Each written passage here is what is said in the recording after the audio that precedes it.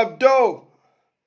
It's MDB here again. Today I'll be talking about the Chelsea and versus Everton game at the Stamford Bridge. You guys, I'm tired of Chelsea, you all. I'm tired of the team. I am. I'm tired of Chelsea. I'm tired of the club. Tired of the coach. Campbell is not the guy to take us to the promised land. I'm tired, guys. I am. So let's dissect the game. Let's start from the starting 11. Was a good starting 11. Minimal changes, which was expected given the fact that we've won 3 matches on a spin. Scoring goals, kept 2 clean sheets, and considered like a goal that was avoidable against Leicester, but the performance were encouraging. So the only changes in the starting 11 was Pulisic coming in for Mudryk, which was a surprise to me, and Badiashile coming in for Cucurella, which is expected because Badiashile has been fantastic in the Premier League this season. So I wasn't I wasn't surprised that he came in for Cucurella, though Cucurella has been fantastic in the last 3 matches, but you can understand why, of course. Pulisic just coming back from injury, like I wasn't expecting him to start. I was expecting Mudryk to keep his place in the team. Rich James was back from illness, so of course he started. And N'Golo Kante was back in the squad for the first time in 6 months. So it was all around like a positive. It was going to he had this positive there was this positive feeling moving into the game. Of course, expecting the team to kick on, create chances. And they started well, created chances as usual. First 20 minutes were on top. Created chances, were unlucky not to like go ahead because chances were missing some final balls or some cute passes from the attacking phase. I think the attacking phase from the defense to attack was alright. What was lacking was, as usual, was the final ball and the killer instinct, which we lacked. Then, gradually, close to the end of the first half, Everton started going into the game because they felt like, hey, Chelsea were they had the possession, but they were not hurting us, so we may as well just come out to play. Um, they started fashioning some chances, and though not, I don't know, the chances were not threatening enough, but it was like nil-nil at the half. Second half, the team came out, Chelsea came out firing, got the goal. Now I was expecting us to kick on from that, but as usual, as soon as we got the goal, the coach made a sub. He made a sub, which I can't seem to phantom. Like your team is just scored, you are in the lead. Why are you removing Pulisic and bringing in Gallagher? Why are you trying to like lock up the midfield? Why? There's still like 40 minutes to go in the game, or 35 minutes plus to go in the game. You're at home, you're playing against a team that is fighting for relegation. Why can't you just kick on? Like, if you're going to sub Pulisic, why can't you bring in Modric? Give him his confidence. Let him build on his confidence. Since he should have started and you didn't start him, let him build on his confidence and let him kick on. So, not bringing him and bringing in Gallagher, trying to lock up shop, it didn't work. It didn't work out well because 6 minutes later, we considered from a corner. I think Chelsea and Aston Villa are the team that funded the most from corners in the Premier League this season, and Everton has one of the teams that has scored the most from corners. So, of course, that's what an opposite. And hey, they scored from corner. It was quite obvious they were going to score from the corner. I don't know. I think that was one of the most obvious scenarios that I've seen that they were going to score because Kepa doesn't inspire confidence when it comes to coming out to claim the ball. And likewise, our defenders, I don't seem to understand with the zonal marking when it comes to defending.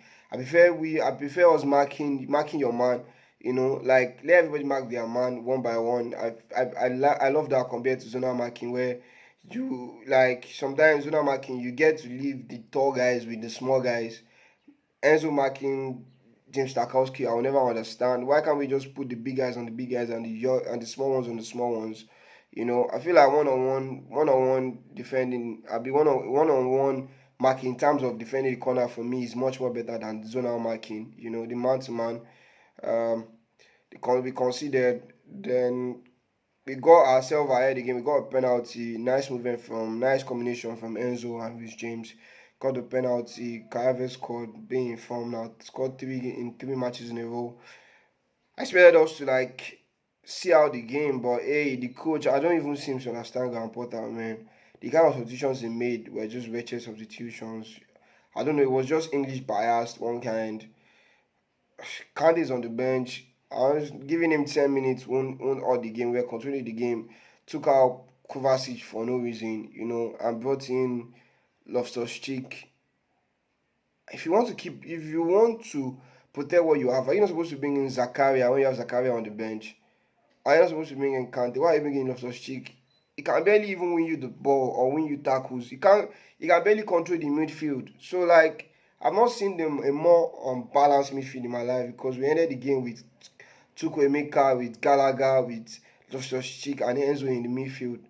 That seems out of sort to me. I don't know what you guys think, but that seems out of sort to me. I don't think you can win something with that kind of formation. Having those kind of people around Enzo, there's no ball winners there. We just have somebody that runs around a lot. We have maybe Chukwuemeka, a youngster that can keep the ball. Then we have Loftus-Cheek. I barely know what he offers. Today is exceptional. Tomorrow it's not good enough. Of course, like we lost the ball in a bad position. We are not supposed to lose the ball. Seems it just saw like Koulibaly 1-on-1. Was flat-footed, pushed the ball ahead of him. Koulibaly didn't want to commit the foul, not to give penalty away, and then Sims scored. I don't know if I should blame Kepa, but I feel like he can do better because the guy did not open his body enough. So it wasn't like it was drilled into the bottom corner. I feel like Kepa should have done better in terms of like he should have like his hand needs to be stronger in that position. Of course, I know the team is going to be disappointed. All in all, it was a disappointing game. We played well, but still didn't win. Didn't create enough chances. Didn't do better. Didn't hurt Everton as much as I want us to.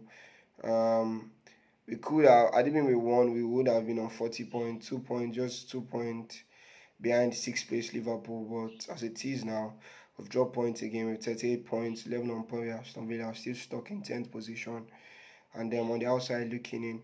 I don't think Chelsea makes the top four this season. I think the top four race is dead in the water. I don't think we get the Europa League. I think all the focus now should be on Champions League.